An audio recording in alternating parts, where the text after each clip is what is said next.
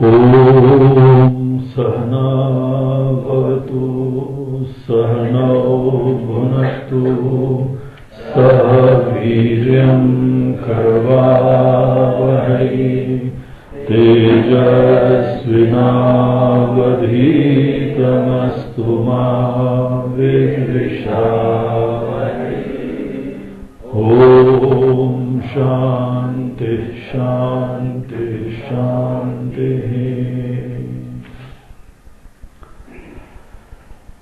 तो इस तरीके से यहां पर हम लोगों ने उस प्रश्न को सुना जहां पे भगवान राम बता रहे थे कि लक्ष्मण, ज्ञान के लिए आदमी को कर्म को किनारे करना पड़ता है। ज्ञान और कर्म दोनों तुम्हारे साधन हैं और दोनों के लिए हमको संकल्प पूर्वक काम करना पड़ता है। कर्म के लिए भी संकल्प पूर्वक काम करना पड़ता है और ज्ञान भी संकल्प पूर्वक होता है। लेकिन ज्ञान और कर्म में क्या फर्क होता है? कर्म जब तुम मेहनत से जी जान से करते हो तो वहां पे कुछ परिवर्तन चाहते हो, और जिस समय आदमी ज्ञान के लिए प्रवृत्त होता है वहां भी तुमको मेहनत करनी है लेकिन कुछ परिवर्तन की नहीं करनी है, गहराई में जाने की करनी है, सब चीजों को गहराई से समझने की करनी है। ये तुम्हारे अंदर मेहनत होनी है, संकल्प पूर्वक मेहनत होनी है। लेकिन देखो वो मेहनत का एक अलग स्वरूप दिखाई पड़ेगा तुमको। वो मेहनत कितनी डिफरेंट है। उस मेहनत में संकल्प पूर्वक प्रयास में कुछ परिवर्तन नहीं चाहते। जैसे हमने ये फूल का दृष्टांत दिया, हमारे हाथ में फूल है, हम इसको जानना चाहते हैं। तो जैसे कोई रिसर्च करता है उसमें मात्र गहराई में जा रहे हैं। ज्ञान के पथ पे वही चलता है जिसको ये एहसास हो गया है कि हम अभी नहीं जानते हैं इसको पूरा, हम अपने आप को नहीं जानते हैं, हम इस दुनिया के मालिक को नहीं जानते हैं, यहां सुख दुख के रहस्य नहीं जानते हैं। हमको ये पता लगा है कि हमको नहीं पता है, इसीलिए अब ये बदल दो वो बदल दो, इसके बजाय अब हम गहराई में जाने की कोशिश करते हैं। और ये सहज रूप से नहीं होना चाहिए, मेहनत से होना चाहिए, संकल्प पूर्वक होना चाहिए। जैसे हम अपने जीवन में कर्म संकल्प पूर्वक करते हैं वैसे ही ज्ञान भी संकल्प पूर्वक होना चाहिए। इसीलिए तो जिज्ञासु एक भक्त होता है, एक प्रकार का भक्त होता है। भगवान बोलते हैं अनेकों भक्त हैं, आर्तो जिज्ञासुरर्थार्थी ज्ञानी च भरतर्षभ। हे अर्जुन, एक भक्त होते हैं वो अर्थ मांगते हैं आके, एक भक्त होते हैं उनकी बहुत भयंकर पीड़ा है जो खुद दूर नहीं कर पा रहे हैं, वो हमसे प्रार्थना करते हैं आके। एक भक्त हैं जो ज्ञान मांगते हैं आके, चाहते हैं ज्ञान प्राप्त करना। और एक भक्त को कुछ भी नहीं चाहिए, न ज्ञान भी चाहिए, न परिवर्तन चाहिए, न यहां पे कोई पीड़ा है, न कोई धन दौलत चाहिए, वो मात्र हमारी गुणगान गाने, बहुत प्रेम करते हैं हमसे। जिज्ञासु भक्त में भी संकल्प पूर्वक मेहनत होती है। इसी ज्ञान कोई आसान चीज नहीं होती। ये नहीं है कि आराम से चले जाओ उसके बाद तो गुरु जी खिलाएंगे। अब तो हम गुरु जी की गोद में चले गए, हम तो बच्चे हैं, गुरु जी आप ही हमारे माता पिता हो, आप ही हमको अब खिला लेना गोदी में, हमको पढ़ा भी देना। बोला जी नहीं, ऐसा नहीं होता है। तुमको मेहनत करनी है, बहुत मेहनत करनी है तुमको। जितनी तुमने कर्म में नहीं करी थी ना, उससे ज्यादा मेहनत बहुत दिमाग लगाना पड़ता है। अब जैसे आप लोग भी ये सब रहस्य सीख रहे हैं, आप दिमाग लगा रहे हैं ना, तभी समझ में आ रही है ना बात। आपका यहां पधारना हुआ, आपका आना हुआ, आने के बाद पूरी एकाग्रता से सुनना हो रहा है, और सुनने के बाद भी अंदर पूरा मंथन हो रहा है। सब मेहनत लग रही है ना। ज्ञान भी बगैर मेहनत के नहीं होता है। किसी चीज को भी, एक एक रहस्य को समझना खूब मेहनत करनी पड़ती है। कई बार लोग पहेली भी ऐसी पूछ लेते हैं, पहेली भी बुझाने के लिए बड़ा दिमाग खपाना पड़ता है। गुरुजी वो क्या चीज होती है जो गोल गोल होती है, बड़ी मीठी होती है, आपको बड़ी पसंद होती है, आधा फूल होती है और आधा फल होती है। अब जिसको नहीं पता, जिसको पता है वो फट से बोल रहा है और कचरा कर रहा है, और जिसको नहीं पता है वो सोचता है क्या होगा क्या होगा क्या। इसको बोलते हैं दिमाग खपाना। ज्ञान के लिए दिमाग खपाना पड़ता है। दिमाग लगाओगे तभी तो ज्ञान होएगा ना। मंथन करोगे, चिंतन करोगे। ज्ञान में सदैव सामने अंधकार होता है और अंधकार को चीरते हुए आगे जाने की साहस और प्रेरणा होती है, और ये साहसी लोग करते हैं। ज्ञान की प्राप्ति के पथ पे वो आदमी चलता है जो अज्ञान का भेदन करने का साहस रखता है। अंधेरे कमरे में जाने से नहीं डरता है, ये पहला लक्षण होना चाहिए। गुरुजी वहां सांप तो नहीं, बाकी सांप से डर लगता है, बाकी से नहीं, अंधेरे से डर नहीं लगता है। वहां बैठता है सांप, उन्हें तो डर नहीं लगेगा, और वो भी काला सांप है, बहुत बहुत जहरीला वो सांप है। अब जिस आदमी के मन में कोई डर है, कोई चिंता है, वो आदमी अंधकार में नहीं जा सकता। और उसी तरीके से नया ज्ञान आदमी को प्राप्त करने में डर लगता है। तो ये बात समझो कि ज्ञान में मेहनत है, ज्ञान में संकल्प है, ज्ञान में आपका प्रार्थना होती है, प्रयास होता है। बल बुद्धि विद्या देहो मोहि, हमको भगवान विद्या दीजिए और प्रबुद्ध हो। धियो यो नः प्रचोदयात्, हमारी बुद्धि और जगे और हम समझदार हो, जीवन को निकटता से और स्पष्टता से जाने। हम परिवर्तन नहीं करना चाहते। हमको जब ये कहा जाता है कि तुम कर्म को किनारे करो, तो बस ये कहा जा रहा है कि जो तुम संकल्प पूर्वक परिवर्तन के जो है प्रेरणा रखते रहे हो, अब वो मत करो, लेकिन संकल्प पूर्वक गहराई में विनम्रता से जाने की कोशिश करो। परिवर्तन का संकल्प और यथार्थ को जानने का संकल्प, ये दोनों चीजों का समुच्चय नहीं होता है। इन दोनों का तालमेल नहीं होता है, ये विरोधी है दोनों। इस बात को शास्त्र बोलते हैं कि कर्म और ज्ञान का समुच्चय नहीं होता है। इसीलिए तो यहां पे ज्ञानी लोग कर्म किनारे कर देते हैं।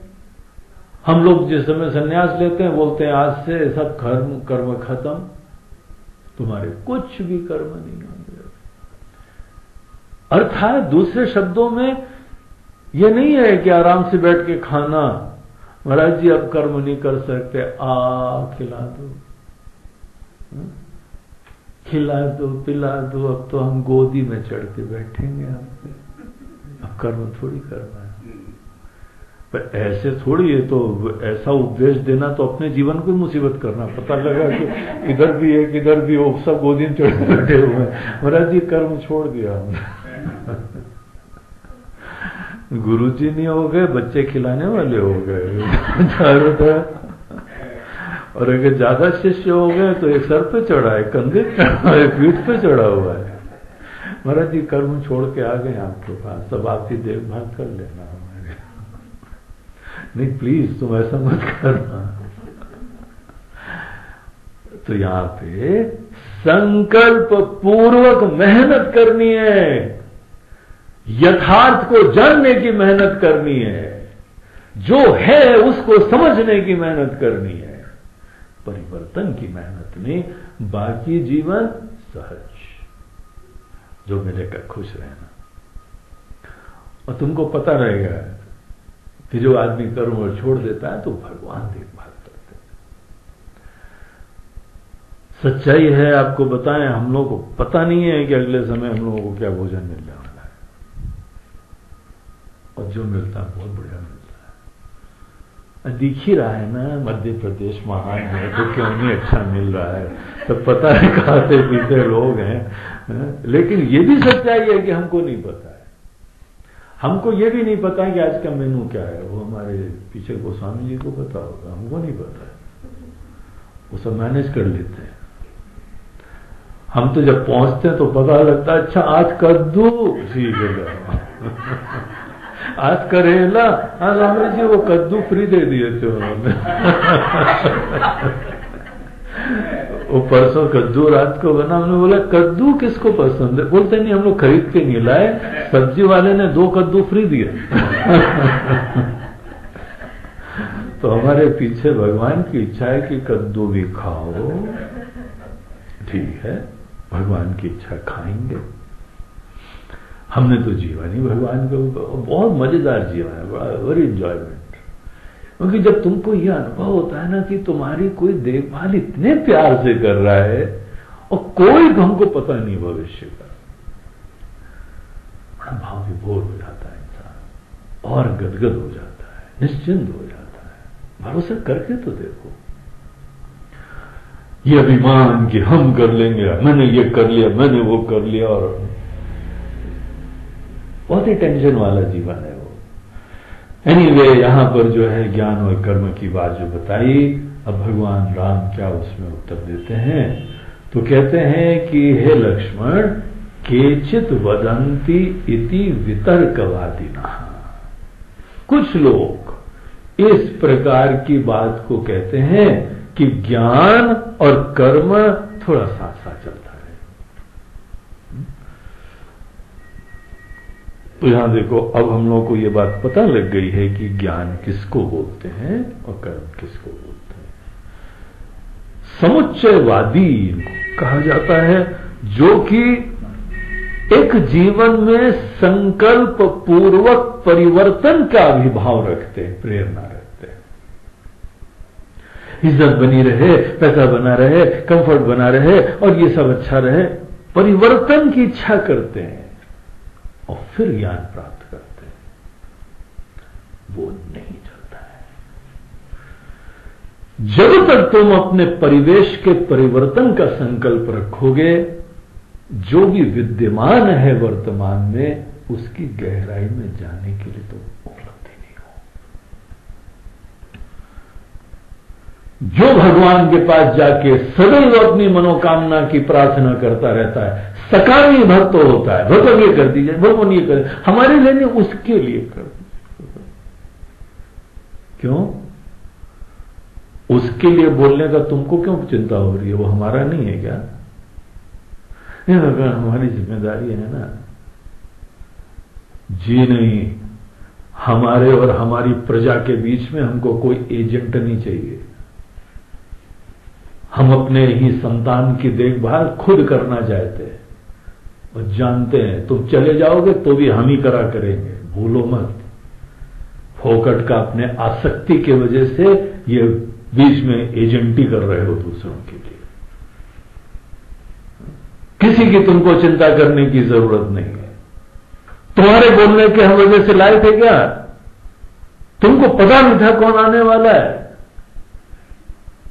और तुम चले जाओगे, अपना तो जीवन संभाल नहीं पाते हो, तुम दूसरे क्या संभालने की सोच रहे हो? इसीलिए भगवान से हमको किसी चीज की प्रार्थना करना उचित नहीं होता है। भगवान की प्रार्थना उनका गुणगान गाना होता है, उनको धन्यवाद देना होता है। सबसे सुंदर प्रार्थना होती है गदगद होके भगवान को नमस्कार करो, नमः नमः, नमस्कार नमस्कार, धन्यवाद है भगवान। धन्यता की अभिव्यक्ति प्रार्थना होती है। कोई को चीजों की मांग रखना थोड़ी प्रार्थना होती है। और हम जिस समय अपने अंदर अनेकों प्रकार की कामनाओं से युक्त रहते हैं, तो ये अभिमान है। हम जानते हैं भगवान इसका हित कैसे होगा, आप नहीं जानते। कैसी निकृष्ट सोच है। एक तो भगवान के ऊपर आरोपण असमर्थता का, और भगवान को भी कंसल्टेंट बन के बताना भगवान ऐसा कर देना। इसीलिए भगवान की वो सब प्रार्थनाएं गलत होती हैं। इनफैक्ट वो प्रार्थना भगवान की प्रार्थना नहीं होती, वो भगवान के ऊपर लांछनाएं होती हैं, आरोपण होता है। जैसे जिस समय गुस्सा हो ना किसी को, उसको दो चार कड़वी बातें सुना के आ जाते हो ना, तो ऐसे भक्त लोग भगवान के पास जाकर खरी खोटी सुना के आते हैं। उनको बोलते प्रार्थना कर ले। बोलते क्या प्रार्थना है? भगवान आपको जानते नहीं है, आपको समझ भी नहीं है, आपको पता भी नहीं इसका हित कैसे होता है, इसको ये कर लो तो इसका प्रार्थना करके। हे प्रभु, ये प्रार्थना करी तुमने? ये तो शुक्र है कि भगवान की मूर्ति बोल नहीं रही है, नहीं तो डंडा लेके तुमको जो है ना, वो भगवान अपना त्रिशूल लिए हुए हैं या कोई सुदर्शन चक्र लिए हुए हैं या धनुष बाण तुम्हारे पीछे ही मारते हो। और हनुमान जी के पास तो दूर से प्रार्थना करना, बहुत मोटा गदा होता है वो, सर पे दय मारेंगे तुम्हारे। ये भगत आए हैं हमारे कंसल्टेंट, ये हमको सिखाने आए हैं कि ये तुमको करना चाहिए। भगवान काफी पॉपुलेशन ज्यादा हो गई इसीलिए हम बता देते हैं आपको। आपको शायद पता ना हो कि हमारा प्रॉब्लम ये है। ये भक्ति नहीं है। भक्ति प्रार्थना होती है, भगवान सब जानते हैं जो कर रहे हैं अच्छा कर रहे हैं। भगवान हमको अकल नहीं है सब में अच्छाई देखने की, हम आपसे ये प्रार्थना करते हैं कि हमको वो अकल दीजिए, वो दृष्टि दीजिए, वो विवेक दीजिए, वो बल दीजिए। हम बड़े कमजोर हैं अंदर, घबरा जाते हैं अंदर। भगवान हमको बल बुद्धि विद्या देहु मोहि। ये सुंदर प्रार्थना है। केवल भगवान से ही मांगा करो, बल बुद्धि विद्या देहु मोहि हरहु क्लेश। मन में हमारे क्लेश है, उससे पीड़ा होती है, उसके वजह से अविवेक हो जाता है।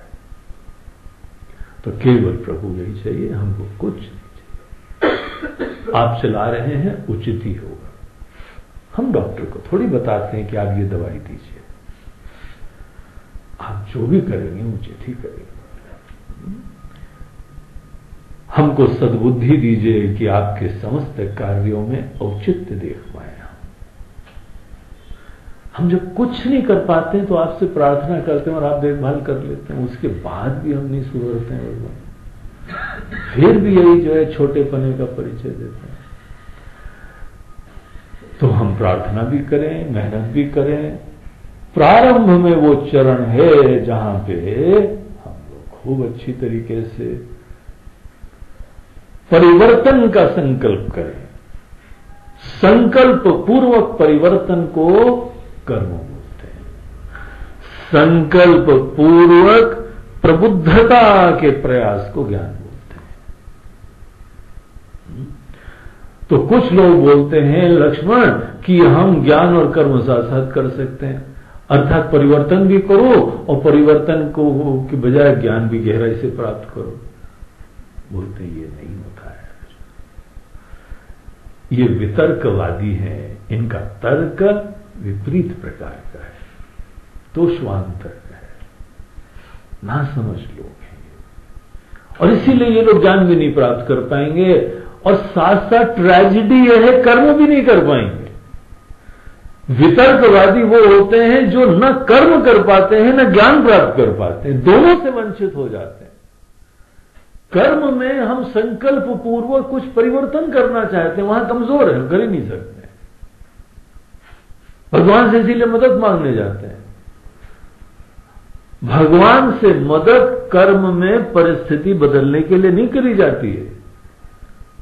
प्रार्थना काय के लिए करी जाती है? बल बुद्धि विद्या देहु, हमको ज्ञान दीजिए, बल दीजिए, हम मैनेज कर लेंगे। जो परिस्थिति का परिवर्तन मांगता है वो नासमझ होता है, जो बल के लिए निवेदन करता है वो बुद्धिमान होता है। कभी परिस्थिति का परिवर्तन मत चाहो, विवेक की प्रार्थना करो, बल की प्रार्थना करो। हम कमजोर हैं उसकी प्रार्थना करो कि भगवान ये कमजोरी हमारी दूर हो। घबरा जाते हैं जल्दी हम, भगवान ये रोग है हमारा। जब हम घबरा जाते हैं इसीलिए तो हम चाहते हैं भगवान आप ऐसा कर देंगे शायद घबराहट बंद हो जाएगी। भगवान पैल्पिटेशन हो रहा है, हमारी कमजोरी बोल रही है ना। तो ये प्रार्थना करो। प्रार्थना भी कौन सी होनी चाहिए वो समझो अच्छी तरीके से। तो जिस समय हम पहले खूब मेहनत करके अपने मन को हम बल बुद्धि विद्या से युक्त करते हैं, या ये कहो बल और बुद्धि से युक्त करते हैं, विद्या की प्राप्ति से बाद में करते हैं। जैसे आपको बाहर जीवन में कुछ भी कार्य करना होता है तो मेहनत करनी होती है, वैसी विद्या के लिए भी संकल्प पूर्वक मेहनत करनी पड़ती है। यह आसान चीज नहीं होती। तो वो मेहनत करो, कुछ भी परिवर्तन करने की इच्छा मत करो। तो भगवान यहां पे बोलते हैं ऐसे लोग वितर्कवादी हैं, विपरीत तर्क कर रहे, गलत तर्क कर रहे, शास्त्रों का भी गलत उपयोग कर रहे। नहीं, शास्त्रों ने तो कहा है, बोलते जरा ठीक से शास्त्र पढ़ो बुद्धू, तुमको पता लगेगा कि शास्त्र क्या कह रहे हैं। तदपि असत दृष्ट विरोध कारणात्, बोलते हैं इतना स्पष्ट विरोध है कि दिख रहा है तो भी ये लोग नहीं समझ पा रहे। शास्त्रों को गलत समझने वाले लोग हैं। इसीलिए देखो ट्रेजेडी यह है कि शास्त्रों का नाम लेके अनेकों काम कर रहे हैं और जीवन बर्बाद हो जाएगा। ये ना कर्म का फल मिलेगा ना ज्ञान का फल मिलेगा। इतनी महत्वपूर्ण चीज है दृष्ट विरोध, स्पष्ट विरोध। क्या विरोध है प्रभु? बोलते हैं देखो एक विरोध यहां तुमको दिखाएं कि कर्म जब भी होता है देहाभिमानात् अभिवर्धते क्रिया। तुम अपने आप को एक सुनिश्चित जानते हो कि तुम यही हो। सदैव कर्म में अभिमान ऑपरेट करता है, बगैर अभिमान के कर्म होते ही नहीं।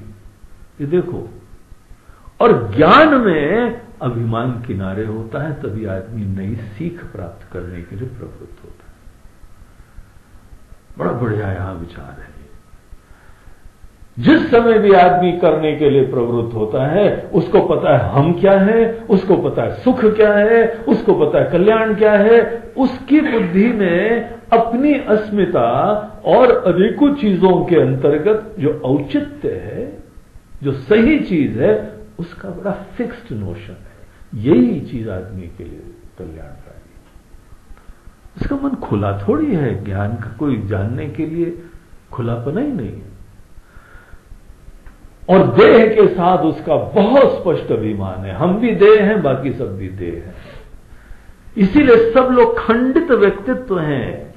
जो ऊपर से छोटे छोटे देख रहे हैं ना, यही सब हैं, यही सबकी असलियत है। तब जाके इंसान परिवर्तन की इच्छा करता है। हम छोटे होते हैं, हम असुरक्षित होते हैं, हम असहाय होते हैं, तब परिवर्तन की इच्छा होती है। इसको बोलते हैं देह के अभिमान से युक्त होना। छोटे शरीर को पकड़ोगे तो छोटे ही बनाएगा ना। शरीर असुरक्षित है और जिसके अंदर देहाभिमान है वो खुद असुरक्षित हो जाता है, नश्वर है। और देह के साथ हमने मैं को जोड़ लिया, हम ही नश्वर हो गए, बहुत ही असहाय हो जाते हैं।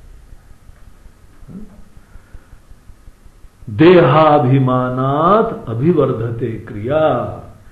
जिस समय तुम ऐसे नश्वर, असुरक्षित, छोटे, सीमित, क्षुद्र, असहाय, नश्वर इस शरीर को पकड़ के हम ये हैं और यही सब हैं, बोलते हैं ऐसा आदमी जरूर कर्म करना मजबूरी हो जाएगी उसकी।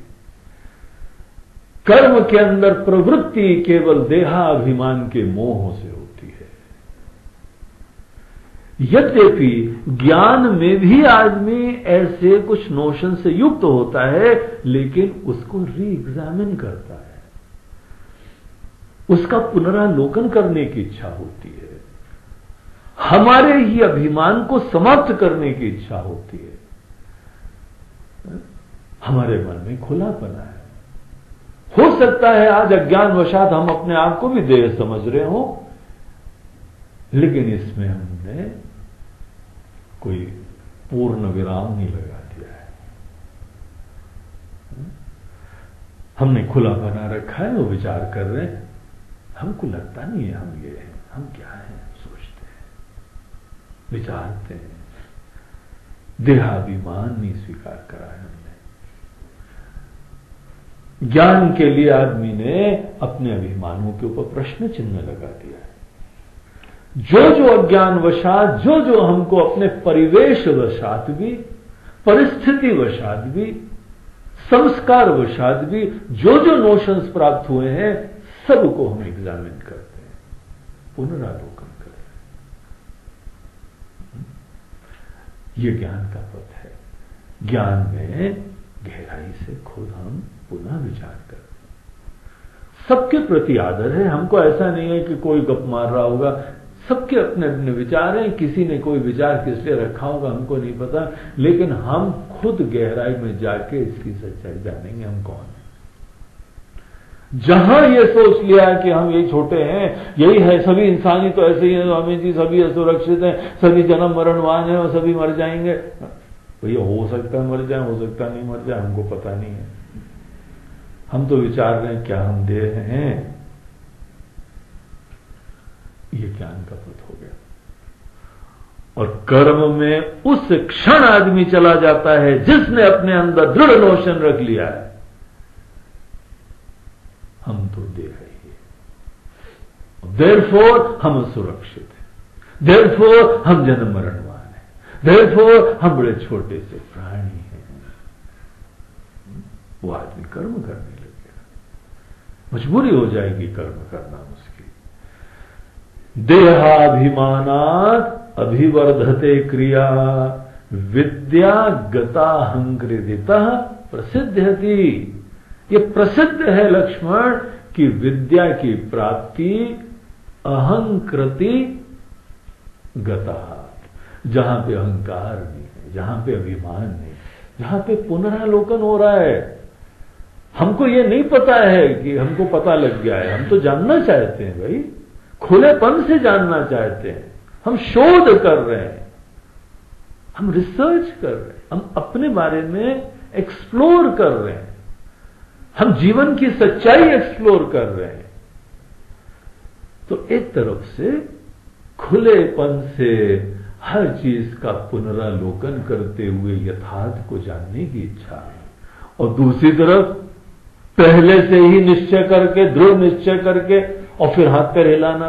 बोलते हैं इन दोनों का समुच्चय कैसे हो सकता है? गति स्थिति विरोधवत। बोलते हैं गति और स्थिति का कैसे समुच्चय हो? नहीं, चलो भी और न भी चलो, परिवर्तन करो भी तो भी न करो। इसका मतलब न तुम परिवर्तन कर रहे हो, न तुम नहीं परिवर्तन कर रहे हो, इन दोनों को नहीं कर रहे हो। देयरफॉर तुमको कर्म का भी फल नहीं मिलने वाला है। जिस चीज के लिए बड़े तुम विह्वल हो रहे हो, बेताब हो रहे हो, ट्रेजेडी यह है कि तुमको कर्म का भी फल नहीं मिलेगा। जो करना चाहिए था तुमको कर्म से, वो भी तुम्हारे जीवन में नहीं हो पाएगा, और ज्ञान तो नहीं ही मिलने वाला है तुमको। इसीलिए बड़ी भयावह स्थिति है। जो आदमी ऐसी नासमझी से युक्त हो जाता है कि ज्ञान और कर्म साथ साथ चलेंगे, इसका जीवन बर्बाद हो गया, समझ लो। इतनी बड़ी ट्रेजेडी। इसीलिए सिद्धांत बहुत आवश्यक है समझना, हर व्यक्ति को समझना। जिस समय हमको कर्म करना है, परिवर्तन कुछ करना है, तुम्हारे मन को भी मुकुर सुधारी, तुम्हारे मन को सुंदर बनाना है। मन के अंदर चिंताएं, क्लेश, संताप, विकार दूर करने हैं, सात्विक बनाना है मन को। और तुम कर्म करना नहीं सीखे अगर, तो तुम्हारा मन सुंदर बनने ही नहीं वाला है। ऐसी मलिन मन तुम्हारा जीवन भर रहेगा। इसीलिए कर्म करना सीखो अच्छी तरीके से। जब कर्म करना है तो न कर्म में विक्षेप आना चाहिए, और जब ज्ञान प्राप्त करना है तो ज्ञान में भी विक्षेप नहीं आना चाहिए।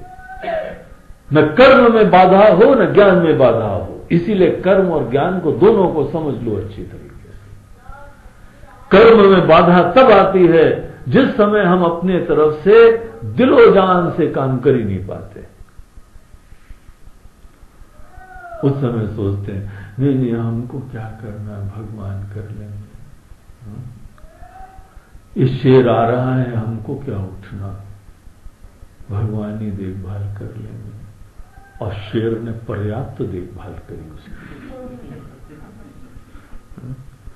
बाद में भी प्लास्टिक सर्जन के बाद जाके उन्होंने अपने चेहरे को ठीक कराया, ऐसी देखभाल करी।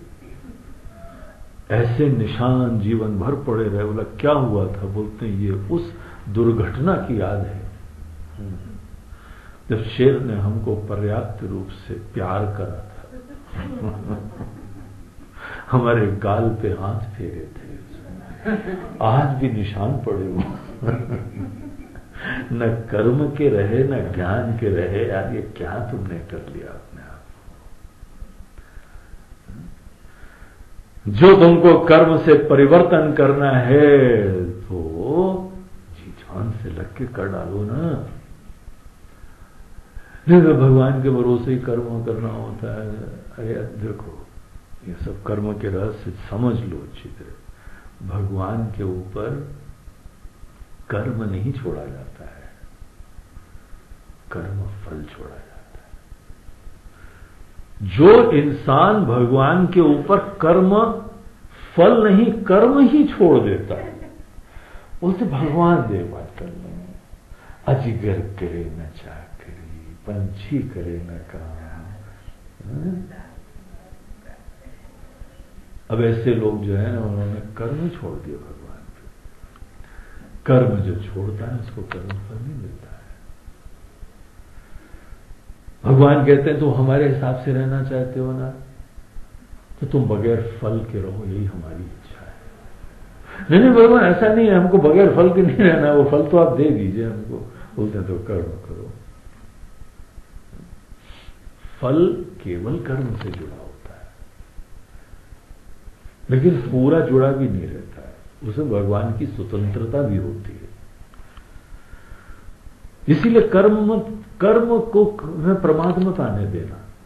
जो कर्म जब तक कर्म करना है दिलो जान से करो, मस्ती से करो, फकीरी से करो, कलात्मक होके करो, बुद्धिमत्ता से करो, जी जान लगा के करो, और भगवान के दूत समझ के करो, भगवान की आज्ञा को शिरोधार्य करके करो। कर्म तब अच्छा करा जाता है। और एक बार तुमने अच्छी तरह कर्म कर लिया, उसके बाद और निकटता से तुम देख लोगे कि तुमने अपने मन को, अपने कर्णों को, अपने सामर्थ्यों को सुंदर बनाया है। दुनिया चलाने का अभिमान नहीं है, कर्म से अपने मन को ही सुंदर बनाया जाता है। कर्म का सबसे बड़ा प्रयोजन बैंक बैलेंस उत्पन्न करना नहीं होता है। कर्म का प्रयोजन किसी के जीवन का लालन पोषण नहीं होता है, देश का संचालन नहीं होता है। कर्म का प्रयोजन अपने मन को सुंदर बनाना होता है, और सुंदर मन से सब काम अच्छे हो जाते हैं। अगर मन अच्छा है, अब देखो कोई प्लेयर है, अगर उसने अपना बैलेंस अच्छा बनाए रखा तो स्पिन बॉलर आए या कोई पेस बॉलर आए सब हैंडल कर लेगा ना। मन का संतुलन बनाए रखा हुआ है, कैसी भी चुनौतियां आएंगी तुम हैंडल कर लोगे। जहां तुम घबराए, जो डरा सो मरा, जो डर गया सो मर गया, है ना। तो डरना मत, तुम डर जाते हो ना। भगवान शंकर से नहीं डरते, उनके सांप से डर जाते हैं। भगवान शंकर तो बहुत अच्छे हैं, भोलेनाथ हैं, बहुत ही प्यारे लगते हैं, लेकिन सांप से डर लगता है। भगवान आने के पहले अपने दूत भेजते हैं। जब दूत आते हैं तो पता लगा भगवान आने वाले, इसलिए मत डरना, नहीं तो भगवान के दर्शन ही से वंचित हो जाओगे। जब जब सांप मिले तो समझ लो भगवान आसपास है, और तुम्हारे जीवन में पता नहीं क्या प्रॉब्लम हो गई, सांप आए तो तुम ही भाग जाते हो। भगवान के दर्शन कैसे होंगे? डर से आदमी कर्म ही नहीं कर पाता है ना। मात्र अपने मन को सुंदर बनाने के लिए अपना जीवन में लक्ष्य रखो। सुंदर मन की सुंदरता ये होती है कि तुम जहां पर भी रहोगे सबके लिए आशीर्वाद रहोगे, निश्चिंत रहो। तुम कहीं पर भी चले जाओ, किसी के घर चले जाओ, किसी के शहर चले जाओ, किसी के देश चले जाओ, किसी कंपनी में चले जाओ, कहीं चले जाओ, सब धन्य हो जाएंगे अगर ऐसा इंसान आया है, इसका मन सुंदर है। इसीलिए कर्म में अपने मन को सुंदर बनाना, और जिसका मन सुंदर है उसको कोई धन दौलत नाम शोहरत प्राप्ति के लिए सोचना भी नहीं पड़ता है भैया। ये सुंदर मन के पीछे परछाई की तरीके से चीजें आया करती हैं। देखो जीवन की यह सच्चाई। इसीलिए कर्म में केवल मन को सुंदर बनाने का संकल्प रखो, वही प्रार्थना करो भगवान से। मत ये छोटी छिछरी प्रार्थना करो, भगवान सास को ठीक कर दो, भगवान बहू को ठीक कर दो, ये पड़ोसी बड़ा तंग कर रहा है। मत ऐसी बेवकूफी करो। केवल अपने मन को बलवान और सुंदर बुद्धिमान इस प्रकार से करने के लिए प्रार्थना करो, वर्क करो। और अगर तुम्हारा संकल्प ये होगा तो शीघ्र ही, आज नहीं तो कल, धीमे धीमे, हर चीज में कोई समय लगता है, एक दिन प्राप्त कर लोगे। सोचो तो, संकल्प तो करो ऐसा। कर्म सदैव संकल्प पूर्वक होता है, ऐसे मन की प्राप्ति का संकल्प करो, दुनिया के परिवर्तन का नहीं। इसको बोलते हैं सत्कर्म। सत्कर्म अपने मन को सुंदर बनाने का होता है। असत कर्म मन को छोड़ो, दुनिया को कल्याण करो। ऐसे नेता लोग जिनका मन गंदा है, अगर वो नेता बन जाते हैं तो क्या दुर्दशा होती पता है ना हम लोगों को। वो क्या दुनिया का कल्याण करेंगे। इसीलिए केवल कर्म आदमी को अपने मन को सुंदर बनाने के लिए करना चाहिए। भक्ति मन में भाव जगाती है, ज्ञान मन में बुद्धि जगाता है, योग मन में एकाग्रता जगाता है। सब साधन केवल मन के लिए होते हैं। इसीलिए कोई मन में अभिमान मत करो, कोई चिंता ही मत करो। सुंदर मन से किसी भी जगह उपलब्ध हो जाओ, तुमसे जो होगा अच्छा ही होने वाला है। सुंदर मन की महिमा देखो। इसीलिए मन को अच्छा बनाने के लिए संकल्प पूर्वक मेहनत करना है तुमको। जब जब तुम्हारा मन जो विक्षिप्त हो जाए, घबरा जाए, दुखी हो जाए, आत्ममंथन करो, चिंतन करो, पलायन मत करो, असत का आश्रय मत लो, कमजोर मत बनो, पाप मत करो। साहस से अपने मन को सुंदर बनाने के लिए कोशिश करो। तुम्हारे अंदर कमजोरी है, तुम्हारे अंदर विकार है, तुम्हारे अंदर प्रॉब्लम्स हैं, इसलिए तुम दुखी हो रहे हो। इसलिए कर्म करो। तो कर्म में तुमको खूब मेहनत से बहुत सारी चीजें सुंदर बनानी होती हैं। और उसके उपरांत जब तुम्हारा मन सुंदर बन जाता है, कोई भी चीज में तुम अपना ध्यान मोड़ो तो एकाग्रता का परिचय दोगे, निष्ठा का परिचय दोगे। अब समय आ गया है जब जी जान से संकल्प पूर्वक गहराई में जगने का संकल्प लो। अब परिवर्तन का संकल्प खत्म। परिवर्तन का संकल्प और जागृति का, प्रबुद्धता का संकल्प, ये दोनों साथ में नहीं जाते। एक में देहाभिमान होता है, एक में अभिमान पूरा समाप्त है, कोई नामो निशान नहीं है।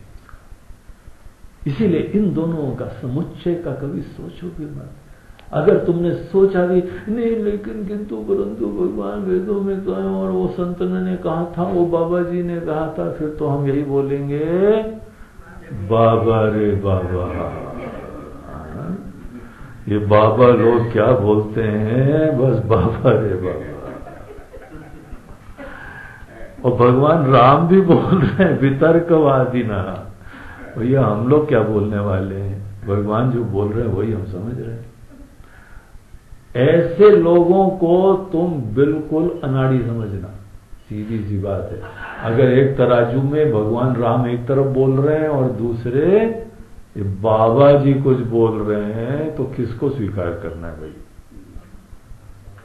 राम जी बोल रहे हैं, समझो, बड़ी आदरणीय बात है। विशुद्ध विज्ञान विरोचनांचिता विद्यात्म वृत्तिर चरमेति बण्यते। देखो बोलते हैं अल्टीमेटली विद्या किसको बोलते हैं पता है? शुरुआत में तो अनेकों चीजों के यथार्थ को जानना, यथावत जो है उसको समझने की कोशिश। तुम्हारे मन में चिंता है, चिंता को समझो। अहंकार है, अहंकार को समझो।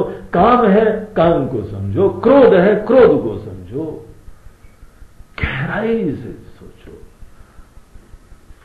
ये मत सोचो कि तुमको पता है। अगर पता होता तो ऐसी दुर्दशा क्या हो रही होती है तुम्हारी। काम से संतप्त हो रहे हो, क्रोध से संतप्त हो रहे हो, चिंता से संतप्त हो रहे हो। क्या पता है, खा गए, तुमको पता है? कुछ नहीं पता है, बुद्धू आदमी हो। चिंता का ज्ञान है और तो भी चिंता करो। स्वामी ये चिंता की साधना कर रहे हैं, तो करते रहो भैया, तथास्तु। सदैव चिंता रूपी तुम तेल में पकौड़े की तरह से तलते रहो। बेवकूफ आदमी। ऐसा आदमी कोई बुद्धिमान है क्या? मर रहा है वो, चिंता चिता समान जल रहा है चिंता में, और उसका भगवान का भजन केवल इसलिए थोड़ी भगवान अच्छे लगते हैं, भगवान चिंता।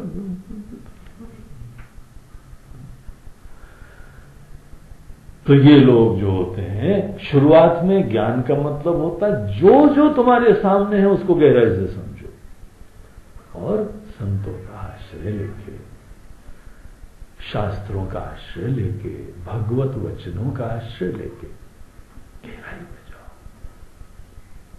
और फाइनली ज्ञान की चरम सीमा क्या होती है? चरमेति भण्यते। चरम सीमा ज्ञान की वो होती है जिस समय तुमको आत्मा का डायरेक्ट रियलाइजेशन हो। सुनी सुनाई बात नहीं, भगवान ने बोला, वेदों ने बोला नहीं, तुमको पता लगा कि नहीं पता लगा। हम तुम्हारी आत्मा को आनंद स्वरूप कह रहे हैं, अनंत हो, इन्फिनिट हो, इम्पेरिशेबल हो, देश काल वस्तु की परिच्छिन्नता से शून्य हो। तुम्हारे अंदर कोई देश काल की सीमा नहीं है। तुम इस जगह इस समय मात्र नहीं हो, तुम हर जगह हो, हर समय हो। ऐसे मैं का साक्षात्कार करो, तुम जग जाओ, तुमको बोलना भी ना पड़े। बोलना तो तब पड़ता है जब भूलने की संभावना हो। इतना स्पष्ट तुमको ये बात दिखाई पड़े कि नहीं तुमको बोलना पड़े, नहीं तुमको शंका हो, इतनी क्लैरिटी से मैं का तुम ऐसा ज्ञान प्राप्त करो। विशुद्ध विज्ञान। देखिए, एक होता है ज्ञान, एक होता है विज्ञान, एक होता है बौद्धिक समझ और एक होता है अनुभवात्मक समझ। बौद्धिक समझ को हम लोग ज्ञान बोलते हैं, अनुभवात्मक समझ को विज्ञान बोलते हैं। हम लोग के यहां पे अपने दुनिया में 100-200 साल से विज्ञान शब्द साइंस के लिए प्रयोग हो रहा है। ये उधार लिया हुआ शब्द है हम लोग की हिंदी भाषा में। साइंस मतलब विज्ञान।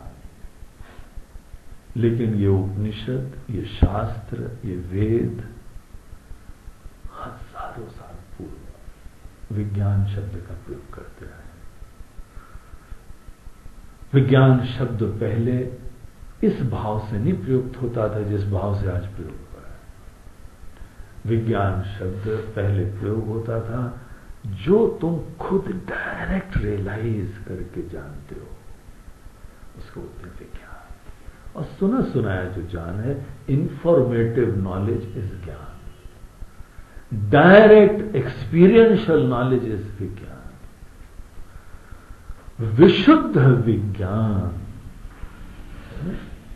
जो यहां पे वो ज्ञान होता है, विशुद्ध विज्ञान विरोचनांचिता, इससे प्रेरित विद्या आत्मवृत्ति ही तुम्हारे अंदर ये अवेयरनेस क्रिएट है। वृत्ति बोलते हैं तुम्हारे अंदर अवेयरनेस, ये बात स्पष्ट ज्ञान, कल्पना नहीं है, संभावना नहीं है, डायरेक्ट तुम्हारे अंदर इस चीज की अवेयरनेस है जो परम सत्य है,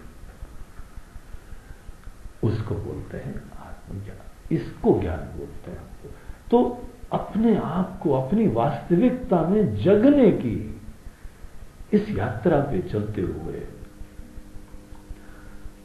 उस दिव्य अवस्था तक तुम जगो, तुम उठो, तुम प्राप्त हो, ये है ज्ञान। तो ये है ज्ञान। उदेति कर्मा अखिल कारिकादि भी निहंति विद्या अखिल कारिकादिकम। कर्म सदैव अनेकों चीजों की अपेक्षा रख के कोई चेष्टा होती है, और ज्ञान सब कारकों को खत्म करके अपने अंदर जगने की बात होती है। ज्ञान के लिए तुमको किसी चीज की अपेक्षा नहीं होती। अपनी वास्तविकता को जान के उसमें स्थित रहने के लिए हमको कौन से कारण चाहिए? कोई कारण की भी जरूरत नहीं होती है, कोई जगह की जरूरत नहीं होती है, किसी चीज की जरूरत नहीं होती है अपनी सच्चाई में जग के स्थित होने के लिए। तो हे लक्ष्मण, कर्म और ज्ञान कितने विरोधी हैं, इस चीज को देखो, इनका तालमेल नहीं होता है। इनफैक्ट अगर तुम कर्म करने के लिए ज्यादा अपने प्रवृत्त रहोगे तो तुमको ज्ञान ही नहीं प्राप्त होगा, क्योंकि सदैव अनेकों चीजों पे आश्रित रहते हुए, छोटे रहते हुए कुछ परिवर्तन करते रहोगे। इसलिए ये सिद्धांत, ये राम जी जो लक्ष्मण जी को समझा रहे हैं, जो भगवान कृष्ण अर्जुन को समझाते हैं, जो उपनिषद के ऋषि अपने शिष्यों को समझाते हैं, इसीलिए संन्यास आश्रम की व्यवस्था करी गई कि कर्म पूरे किनारे कर दो। एक हम इसको औपचारिकता प्रदान कर देते हैं कि अब तुमको कर्म कुछ नहीं करना है, लेकिन इसका मतलब ये नहीं है कर्म का महत्व नहीं है। शुरुआत में तो कर्म ही से श्री गणेश कर्म था।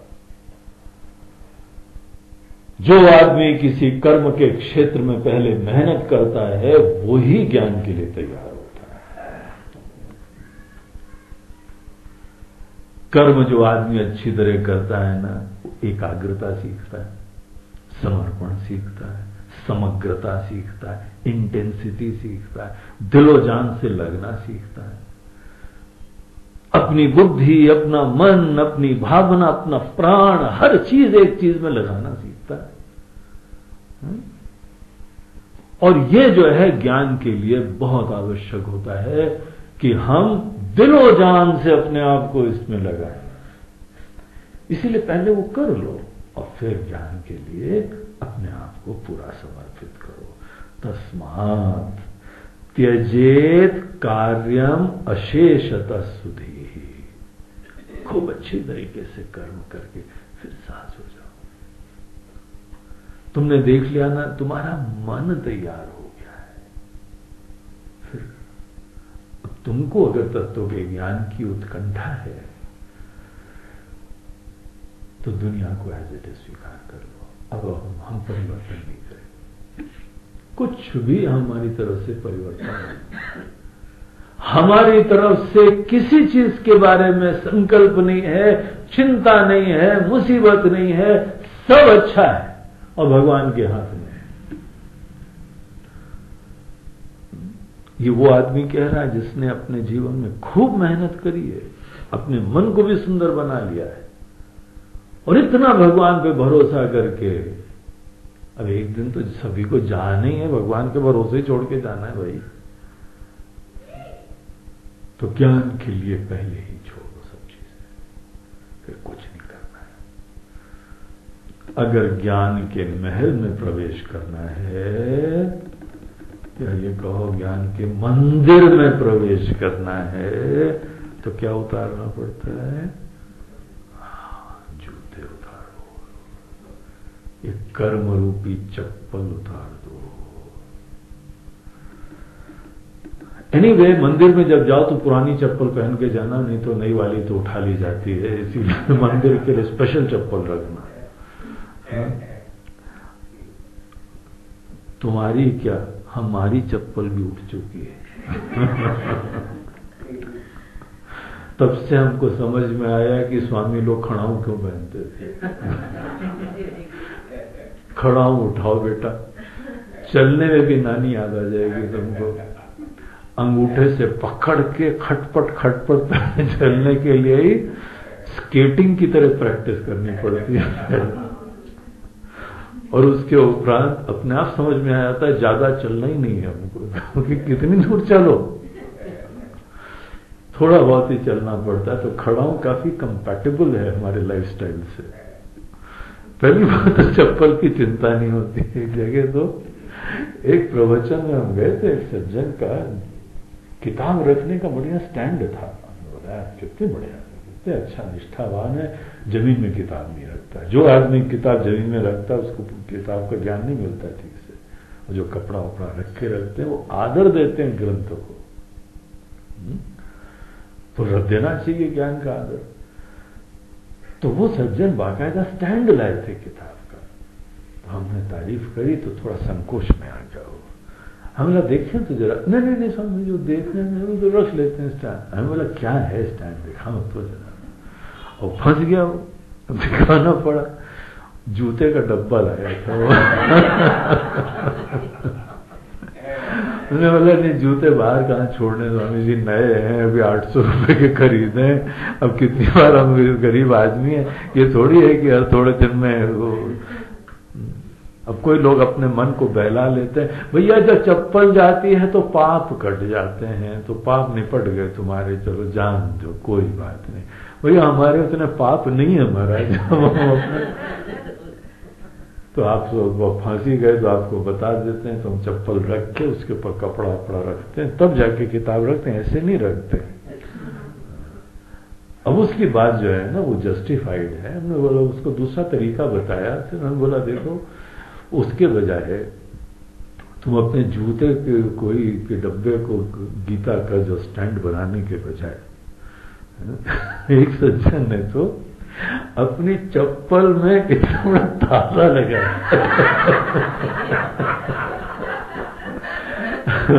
बोला कि अगर वो आदमी उसके साथ ताले के साथ ले जाए तो बोलते नहीं ना मुझे, वो कोई इतना बड़ा कोई ताला लटका होता तो कोई नहीं ले जाता, चोर जल्दी में होता है उससे। तो एक अकेली चप्पल उसी ताला लटका के रखा हुआ, आराम से मस्ती से बैठ के सुन रहा था, उसमें कोई चिंता नहीं, उसको हमारी चप्पल जाएगी नहीं। एक दूसरे ने युक्ति बताई, बोलते हैं स्वामी जी ऐसा करना चाहिए, एक चप्पल यहाँ और दूसरी चप्पल 20 फीट दूर ही रखनी चाहिए। अब ढूंढो करो तुम इतनी देर, वहां पे जो आदमी देखता है आके छांटता है वो कौन सी अच्छी है कौन सी सही सलामत है, दोनों दिखनी चाहिए, वही तो ले जाएगा। सब लोगों के विज्ञान है, अप्रोक्ष अनुभव है, जीवन के अनुभव है ये सब। और एक ने बोला नहीं उल्टी रख दो तो भी मिटेगा, बड़े बड़े अनुभव है लोगों के। दूसरे ने बोला उल्टी रखें सीधी रखें, पुरानी ले जाते हैं ना, वो ले ही नहीं जाता पुरानी चप्पल। यहाँ पे आश्रम में एक बार कोई आए, उन्होंने 3000 की चप्पल एक दिन पहले खरीदी आके, और जन्माष्टमी का ही दिन था, बाहर रखी थी।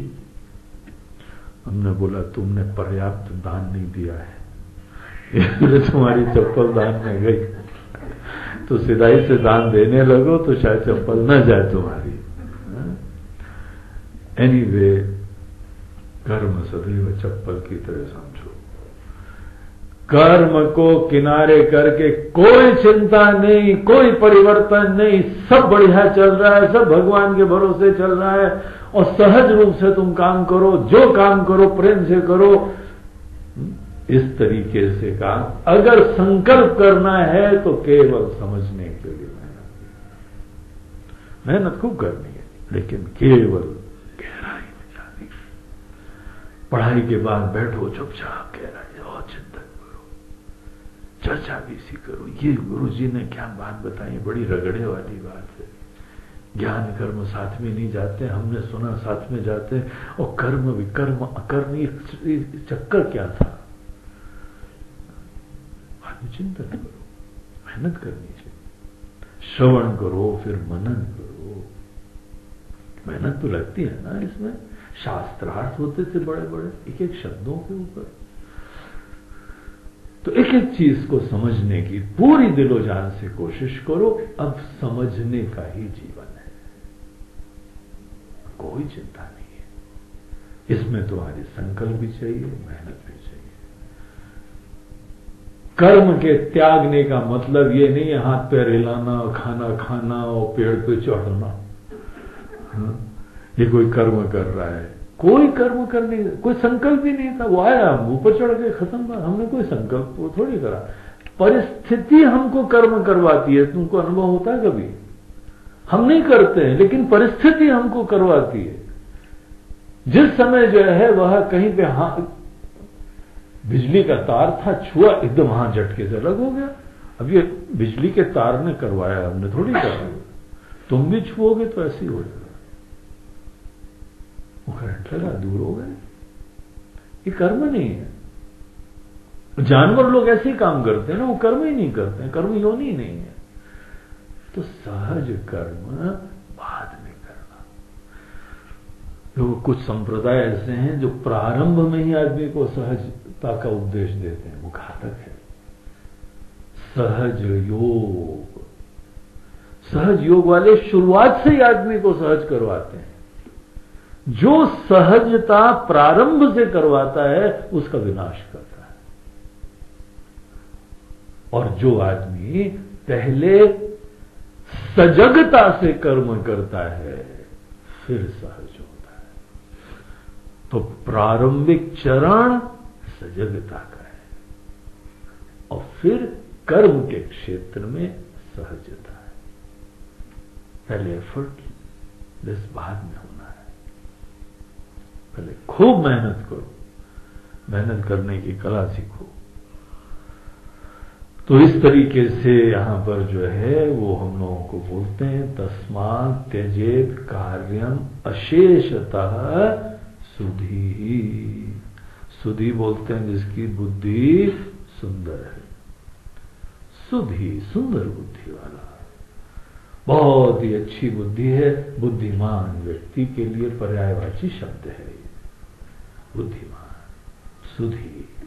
तो जो बुद्धिमान है वो अपने आप को बल बुद्धि विद्या देह इस चीज के लिए वर्क करता हुआ जहां ये प्राप्त हो गया, कुछ परिवर्तन नहीं।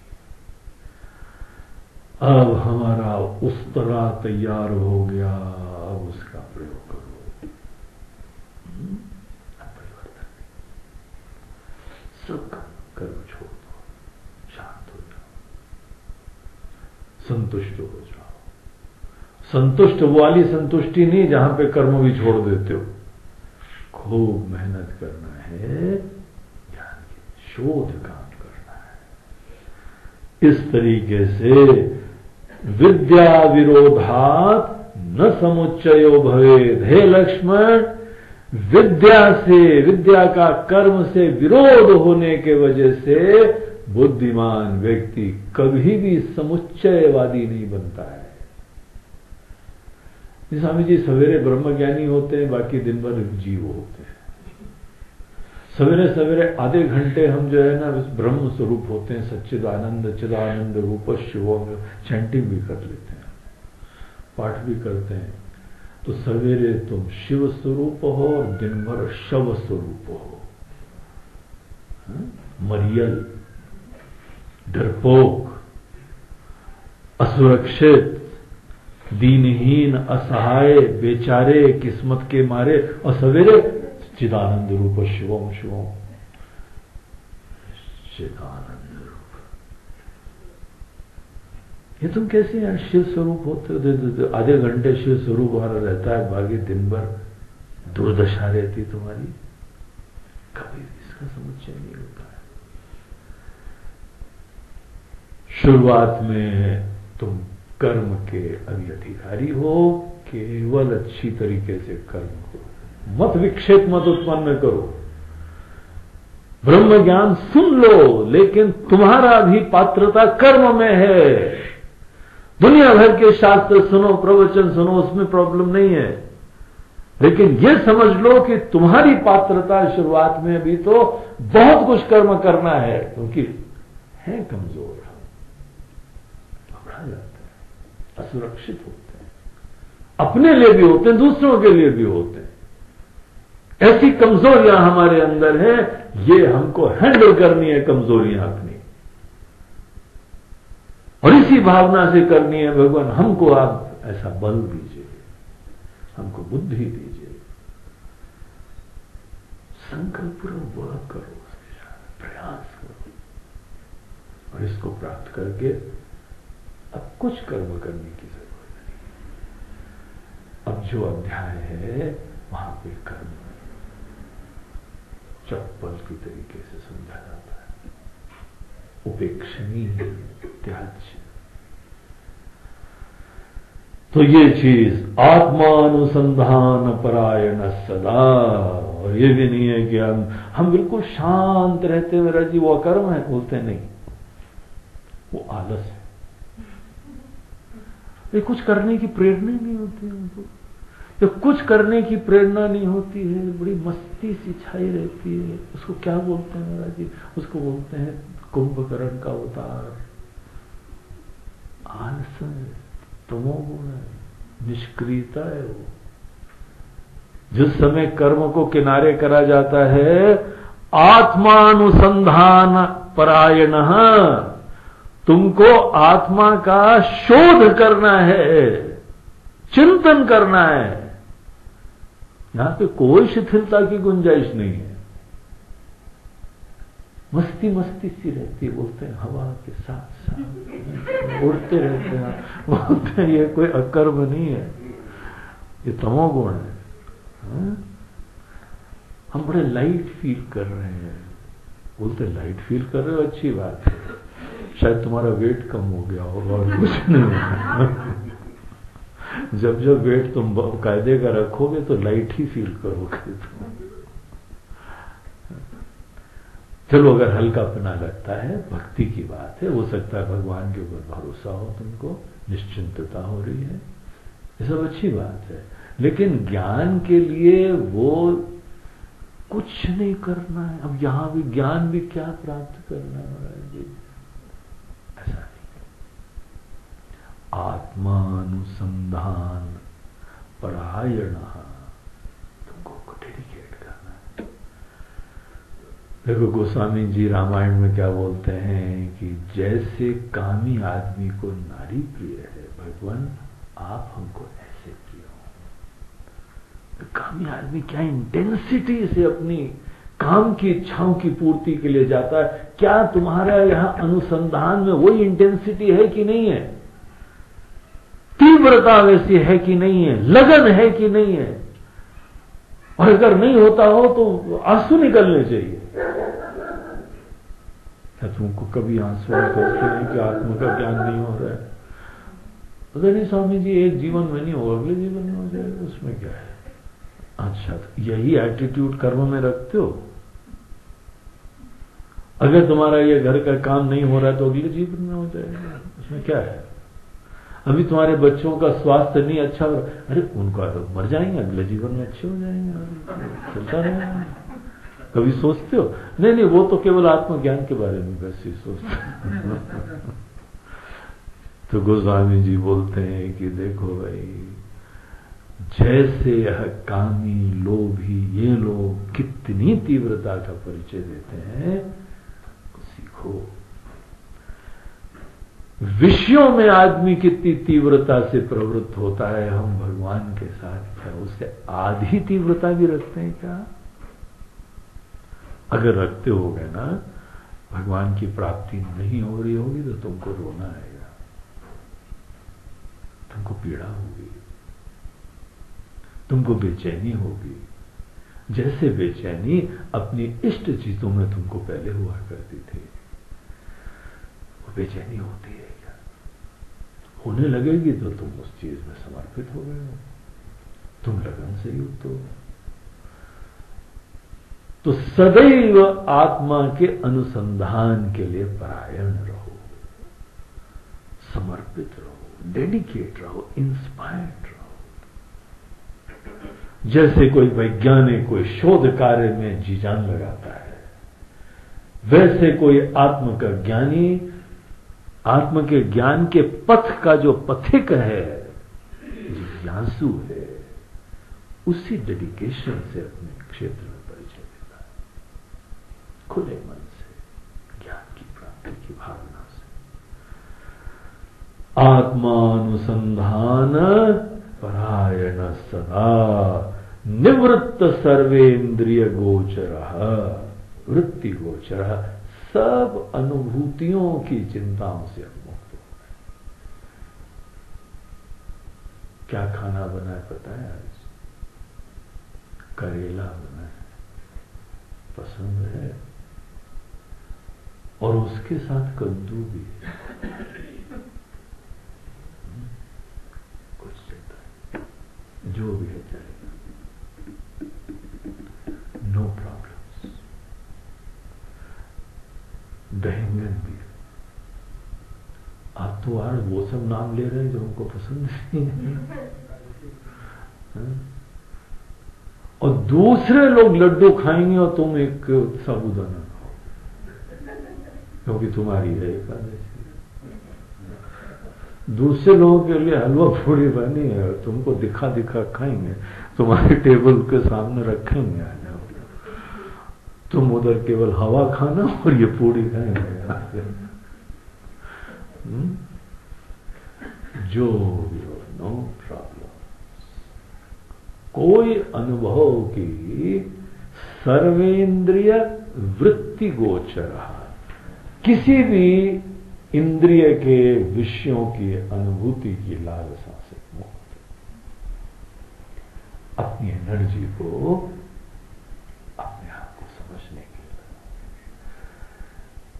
कोई कर्म की गुंजाइश नहीं। देखो कर्म में वृत्ति गोचर होते हैं, इंद्रियों के विषयों के प्रति प्रवृत्त होते हैं, वो कर्म हो जाता है।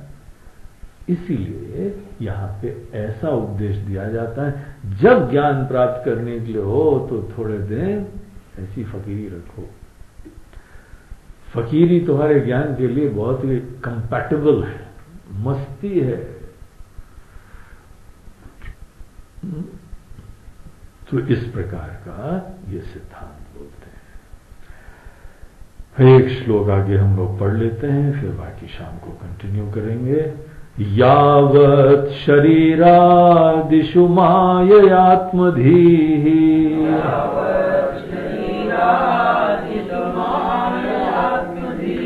तावद् विधेयो विधिवाद कर्मणाम्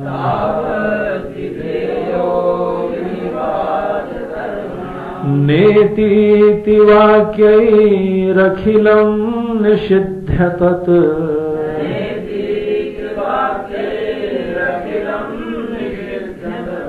ज्ञात्वा पुरात्मानमथ त्यजेत् क्रियाः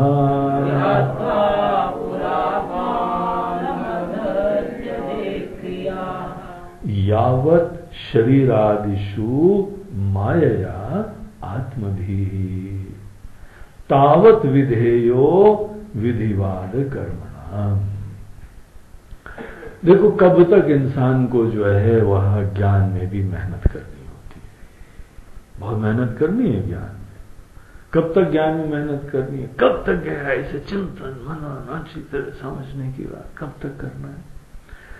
जब तक तुम अपने आप को यह शरीर समझने की भूल करते जाओ। हम शरीर हैं, बहुत दृढ़ नोशन है, इतना डीप रूटेड है कि रात को सपना भी देखते हैं शरीर होके। सपने में भी ये नहीं समझ में आता है कि हम तो चेतना है, हम तो आत्म तत्व हैं, हम तो सर्वव्यापी हैं। सपने में भी वो नहीं आता। सपने में भी शरीर होके ही सपना देखते हैं। क्या बात है! शरीर के साथ तुम्हारी क्या लगन और प्रेम है, क्या आसक्ति है! ये जो शरीर के साथ एक्सेसिव अटैचमेंट है, शरीर के साथ हमारा ये अद्भुत प्रकार का मोहात्मक संबंध है, इसका शिथिलीकरण ना हो जाए, ये समाप्त ना हो जाए जब तक।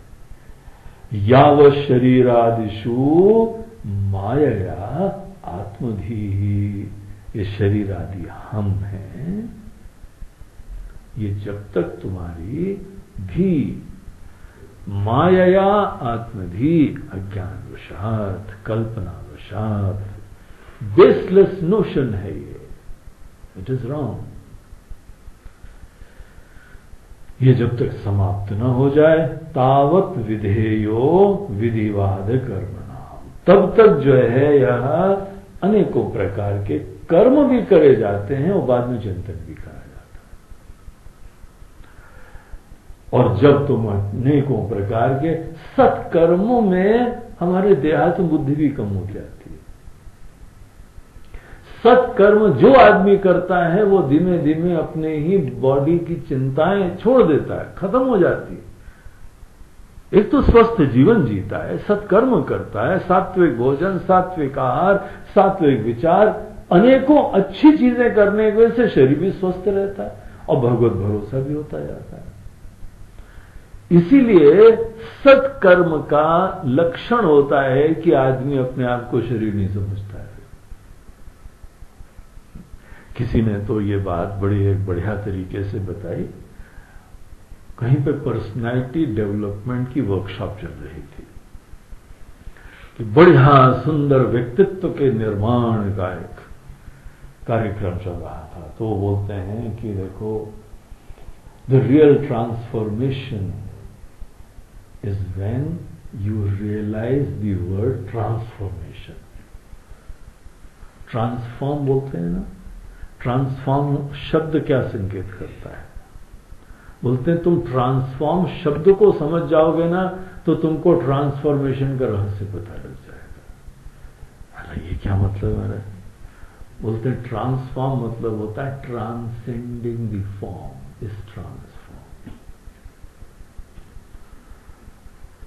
तुम्हारा आज अपना परिचय यह है कि ये फॉर्म ही तुम हो, ये जो रूप दिख रहा है ना यही तुम हो। जब तुम्हारा परिचय ये होता है कि तुम ये रूप नहीं हो, जिस इंसान को ये बात समझ में आती है कि ये चोला हम नहीं है, ये फॉर्म हम नहीं है, that is the real transformation in life. देखो, अपने आप को शरीर समझ के जियो तो तुम छोटे हो गए, अपने आप को मन समझ के जियो तो तुम बड़े महान हो गए। माइंड का तो कोई लिमिट नहीं है, माइंड की कैपेसिटीज की भी कोई सीमा नहीं है। मन के अंदर मन को कोई कमरे में, जेल के अंदर इंसान के शरीर को बंद कर सकते हैं, क्या मन को बंद कर सकते हो किसी जेल में? घर के अंदर इंसान का शरीर रह सकता है, क्या मन भी उसका वही संकुचिता में रहे, यह आवश्यक होता है? मन की कोई सीमा नहीं। तुम अपने आप को मन भी समझने लगोगे ना तो तुम्हारे जीवन बदल जाएगा।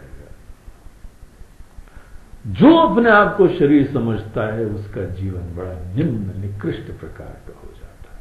और जहां हमारी अस्मिता इस शरीर आदि से परे अपने आप को जानने वाली होती, सडनली एक बहुत बड़ा परिवर्तन हो जाता है। ट्रांसफॉर्म।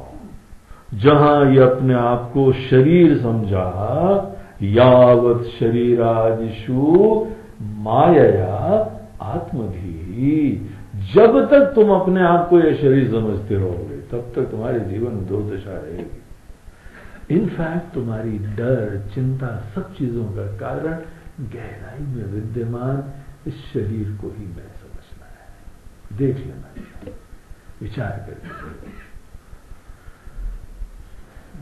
तुमको केवल इसी का डर लगा रहता है। और जहां तुमने सत्कर्म का, भगवान के ऊपर भक्ति का भरोसा, तुमने सब चीजों का परिचय दिया, अपने आप को शरीर समझने की बात ही डाइल्यूट हो जाती है और फिर धीमे धीमे खत्म हो जाती है। तो ये जो है, जब तक है तब तक कर्म करो, तब तक ज्ञान का भी चिंतन भी करो, सत्संग करो। सत्संग करके सत्कर्म का आश्रय तब तक लेते रहो जब तक तुमको ये शरीर के साथ तुम्हारे संबंध रीडिफाइन ना हो जाए। ये हमको उसका लक्षण बताते। कब तक कर्म करते रहे महाराज, कब तक ज्ञान प्राप्त कर, सत्संग करते रहे, बोलते तब तक। और उसके उपरांत जब आदमी अपने आप को शरीर समझता नहीं है तो अनेकों चिंताएं खत्म हो जाती हैं। सब संसार की समस्या शरीर के लिए होती है। संसारी सुख शरीर के लिए होते हैं, संसारी देखभाल, संसारिक सुंदरता। संसारिक सुंदरता क्या होती है? केवल शारीरिक सुंदरता। संसारी सुंदरता में जो है वह हम लोग शूर्पणखाएं क्रिएट करते हैं। शरीर सुंदर, बाल सुंदर, और विशेष रूप से नाखून सुंदर। इसका नाम ही था शूर्पणखा। उसके नाखून काफी बढ़िया बढ़िया बड़े बड़े थे। राक्षसियों में वैसे बड़े होने भी चाहिए, उनका वेपन होता। जैसे शेरनी होती ना, बड़े नाखून वाली, काट लूंगी वैसे होता है। तो शूर्पणखा शरीर को सुंदर बनाती है। उसकी ब्यूटी केवल शरीर से देखी जाती है। रंग सुंदर, हेयर स्टाइल सुंदर, और ड्रेस सुंदर, और हील्स सुंदर। चल पाए ना पाए लेकिन हील्स होनी चाहिए, उसके बैलेंसिंग एक्ट करते हैं। बोलते नहीं ऊंची हील्स के बाद मटकना स्वाभाविक हो जाता है। बोलते हैं ये तो बात सही है, मटक के चलना पड़ता है, क्योंकि हर कदम रखने पर फिसलते हैं, फिर फिसलते हैं। जितनी सुंदरता होती है ना संसारी, सब शरीर की सुंदरता होती है। ज्यादा गहराई में मत जाना, अंदर मामला गोल है, पोलम पोल है। जब तक मुंह न खोलो तब तक सुंदर, जहां मुंह खोलो वहां बंटाधार, सब कचरा हो जाए। हा? इसीलिए जो यहाँ पे हीरोइन होती है ना, शक्ल रूप देख के मजा ले लेना, पास में जाना, पास जाके या उनका तुमने चर्चाएं सुन ली, घिन आने लगेगी तुमको। ऐसी जो है छोटा पना उन लोगों के अंदर होता है। जो शारीरिक सुंदरता को ध्यान दे, उसके अंदर देहात्म बुद्धि कितनी तीव्र है, और जो मानसिक सुंदरता को ध्यान दे, वहां भगवान राम खुद जाते हैं। एक की तो ना कान काट लेते हैं। शूर्पणखा आई थी, हमारे और आपके जैसा जो है ना, we are made for each other. आप जैसा वर कहां, हमारे जैसी स्त्री कहां, हम दोनों एक दूसरे के लिए बने हैं। बाद में क्या हुआ, नाक और कान दोनों कर दिए। जो केवल शारीरिक सुंदरता करता है ना, उसकी नाक कान कटता है, और जो मानसिक सुंदरता उत्पन्न करता है, भगवान राम खुद चल के उसके पास जाते हैं। शबरी की सुंदरता, उसका गुणगान अपने श्रीमुख से गाते हैं, नवधा भक्ति की स्तुति करते हैं वहां पे जाके। मानसिक सुंदरता ही सुंदरता है, शारीरिक सुंदरता उपेक्षणीय है। जिसका मन गंदा है ना, क्या करोगे शरीर? इसीलिए जब तक तुम्हारे शरीर के प्रति आत्मबुद्धि बनी रही है ना, अभी खूब मेहनत करो। अभी तुमको बड़े सत्कर्म करने हैं, अभी बड़ा सत्संग करना है, ये कसौटी है। और उसके उपरांत जहां पे तुम्हारा मन सुंदर होने लगे, शरीर के प्रति आत्मबुद्धि खत्म होने लगे, देयरफॉर अब तुम मन को सुंदर बनाने लगे हो, तब तुम आत्मज्ञान के लिए तैयार हो जाओ। ये देखो राम जी के वचन है भैया। और उसके बाद ज्ञान में नेति वाक्य रखिलम निषिद्ध तत्, फिर ज्ञान के अंदर ये निषेधात्मक भाषा होती है, अनेकों चीजों को निगेट करते, ड्रॉप करते हैं। ज्ञात्वा पुरात्मानम अथात्यजेत क्रिया, और फिर आदमी जब तत्व का ज्ञान प्राप्त करता है तो और उसके सब इमोशंस खत्म हो जाते हैं। चलो इसको अब शाम को और कंटिन्यू करेंगे। ओम पूर्णमदः पूर्णमिदं पूर्णात् पूर्णमुदच्यते पूर्णस्य पूर्णमादाय पूर्णमेवावशिष्यते। ओम शांति शांति शांति। हरि ओम श्री गुरुभ्यो नमः। हरि ओम नमः पार्वती पते। हर हर महादेव।